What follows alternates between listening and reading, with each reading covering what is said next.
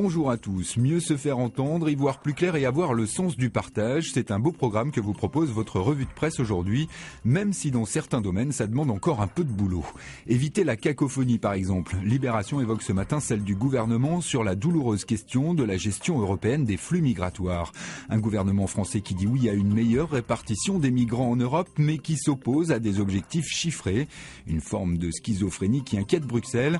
Une opposition de la France donnerait aux opposants au projet la minorité de blocage nécessaire et ridiculiserait une nouvelle fois la politique internationale de l'Europe. Et pourtant, la France n'est pas aussi généreuse qu'elle le prétend en matière de terre d'asile. Elle est même en dessous de la moyenne européenne, si l'on en croit le quotidien. Ceci explique peut-être cela. 1000 migrants sont entrés sur le sol français pour la seule semaine dernière. Le sens du partage, le journal y revient quelques pages plus loin à la rubrique économie. C'est une tendance forte de l'évolution de notre société, les mouvements collaboratifs gagnent du terrain, du niveau hyper local à l'international. 48% des Français disent pratiquer fréquemment une consommation collaborative et certains en font même le pari, un jour ces mouvements prendront le pouvoir. Imaginez des communautés de voisinage échangeant voitures perceuses ou encore des éoliennes partagées, c'est peut-être pour bientôt. À la une du Figaro économique ce matin, la mobilisation des entreprises pour le climat. Là aussi, il va falloir partager les efforts.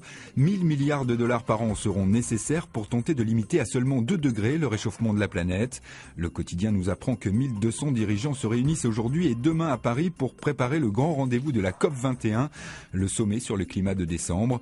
Les investisseurs se détourneraient peu à peu des énergies fossiles et Standard & Poor's placerait le changement climatique comme principal risque économique sur le long terme pour noter les États. Un virage plus pragmatique que moral, mais un virage tout de même. 40% des 12-45 ans sont myopes, 30% des Français presbytes. C'est donc une très concernante que propose aujourd'hui en France ce matin. Le quotidien passe en revue les évolutions technologiques et les incroyables avancées techniques qui permettent d'y voir plus clair en 2015. De la chirurgie aux lentilles de nuit qui façonnent la rétine en passant par une appli révolutionnaire sur téléphone portable qui change la vie des presbytes. Dans 50 ans, nous dit le journal, on ne portera plus de lunettes.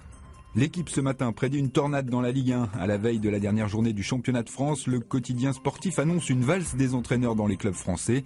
Le jeu des chaises musicales pourrait concerner au moins 7 clubs de l'Hexagone, dont l'OM, la SS, le FC Nantes ou encore le MHSC.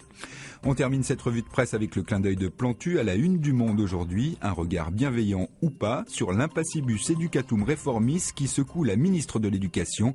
Mais après tout, c'est elle qui a voulu le job. Ainsi va le Monde aujourd'hui. Bonne lecture et bonne journée à tous.